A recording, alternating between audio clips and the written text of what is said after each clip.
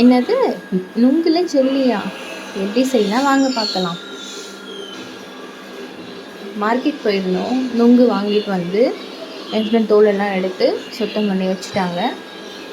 அது என்ன பண்ணணும், கொஞ்சம் அதில் சர்க்கரை போட்டு நல்லா உங்களால் எவ்வளோ முடியுமோ போட்டு நல்லா குத்தி குத்தி வச்சுக்கிட்டிங்கன்னா அது ஜெல்லி மாதிரி வந்துடும்.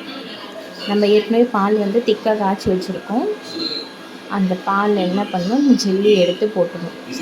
நுங்கு எடுத்து கொட்டிடணும். நுங்கு எடுத்து கொட்டிட்டோம்னா ரெண்டுத்தையும் மிக்ஸ் பண்ணி பார்த்தீங்கன்னா சூப்பராக இருக்கும், ஜெல்லி மாதிரி. அதை என்ன பண்ணணும், கொஞ்சம் நேரம் ஃப்ரிட்ஜில் வச்சுடுங்க. கொஞ்சம் நேரம் வச்சுட்டு அதை ரெஸ்ட்டு விட்டுடணும்.